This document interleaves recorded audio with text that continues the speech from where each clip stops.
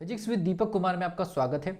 इस particular YouTube channel पर IIT JEE Mains NEET NDA air force जैसी एग्जामिनेशन के लिए एक बेहतरीन लेवल पर फिजिक्स का सॉल्यूशन और साथ में फिजिक्स से रिलेटेड जितने भी और भी टॉपिक है जो फिजिकल केमिस्ट्रीज में आते हैं उसके भी टॉपिक के वीडियोस फ्यूचर में अपलोड होगी। और आज इस पर्टिकुलर वीडियो में लेकर के आया हूँ रिलेटिव वेलोसिटी, आपेक्षिक गति। आज सीखेंगे कि आपेक्षिक गति या रिलेटिव वेलोसिटी का कैलकुलेशन कैसे करते हैं।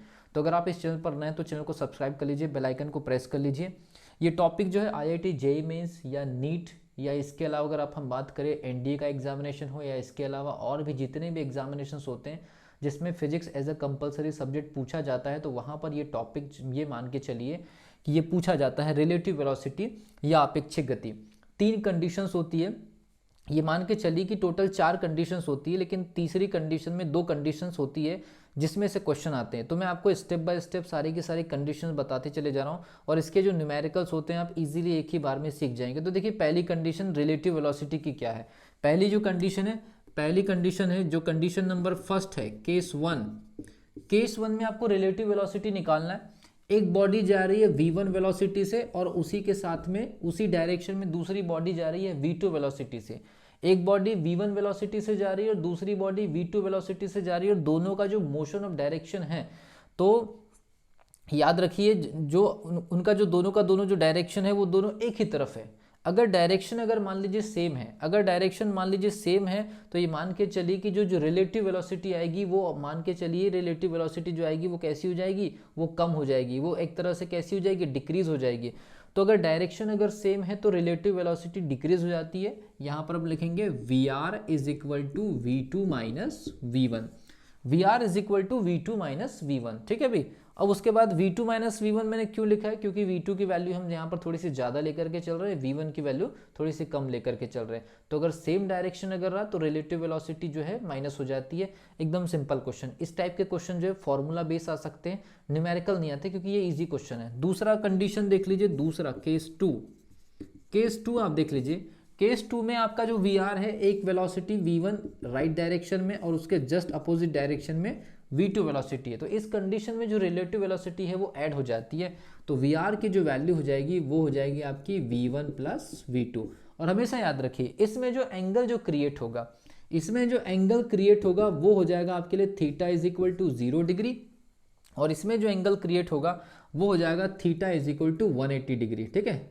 Theta is equal to 180 degree, theta is equal to 180 degree इसमें क्रिएट हो जाएगा और उसमें theta is equal to 0 degree. तो 0 डिग्री वाले केस में आपका रिलेटिव वेलोसिटी माइनस हो जाएगी और 180 डिग्री वाले में रिलेटिव वेलोसिटी क्या हो जाएगी, ऐड हो जाएगी। अब आप बात करते हैं डिफरेंट एंगल पर। जैसे फॉर एग्जाम्पल केस नंबर 3, यहाँ से क्वेश्चन आते हैं केस 3 और केस 3 के जैसा ही केस आपके सामने 4th होगा। तो जैसे मान लीजिए ये आपके लिए v1 है और ये मान लीजिए आपके लिए v2 है। ये आपके लिए v1 है और ये मान लीजिए v2 और दोनों का एरो जो है वो सेम डायरेक्शन में, भले वो डाइवर्ट हो रहे हैं। तो ये थीटा, उस कंडीशन में आपको रिलेटिव वेलोसिटी निकालनी है। उस कंडीशन में आपको रिलेटिव वेलोसिटी निकालनी तो उसका फॉर्मूला आप देख लीजिए। उस कंडीशन में relative velocity V R is equal to bracket के अंदर हो जाएगा v1 का स्क्वायर v2 का स्क्वायर और क्योंकि वो सेम डायरेक्शन में है तो वो हो जाएगा minus 2 v1 v2 cos of theta. और यहाँ पर जो कॉस ऑफ थीटा रखा जाएगा वो एक्चुअल में 90 डिग्री से कम वाला एंगल रखा जाएगा।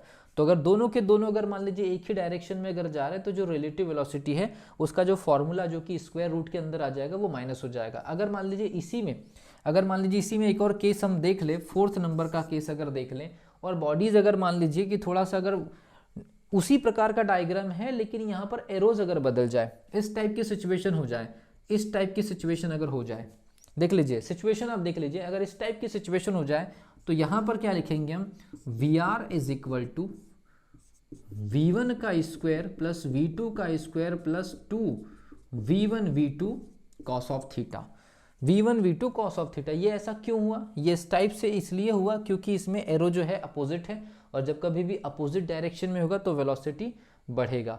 तो ये देख लीजिए इसमें टोटल 4 कंडीशंस है और ये 4 कंडीशंस में जो हमने जो वेलोसिटी फाइंड आउट करी इसमें केस नंबर 3 और जो केस नंबर 4th है, यहाँ पर कॉम्पिटिटिव एग्जामिनेशन में क्वेश्चन बनते हैं क्योंकि ज़्यादातर जो स्टूडेंट होते हैं उनको इन दोनों टॉपिक में या दोनों कंडीशंस में थोड़ा सा कन्फ्यूजन रहता है कि कहाँ पर प्लस लगाया जाए और कहाँ पर माइनस लगाया जाए। तो याद रखिए जो वर्गमूल के अंदर या स्क्वायर रूट के अंदर जो कॉस थीटा बना है उसमें आपको जो थीटा लेना है वो हमेशा 90 डिग्री से कम वाला सेलेक्ट करना है। तो ये याद रखिए, इस टाइप की सिचुएशन बनती है, ठीक है। इसके अलावा एक और चीज़ मैं बता दूं, अगर मान लीजिए आप कैलकुलेशन, अगर मान लीजिए इस टाइप से अगर कैलकुलेशन कर रहे हैं तो कैलकुलेशन में कई बार ऐसा ये होता है कि जो नंबर्स आते हैं वो स्क्वायर रूट के अंदर फंस जाते हैं, इसलिए आपको कम से कम ज़्यादातर नंबर के स्क्वायर रूट निकालना आना चाहिए।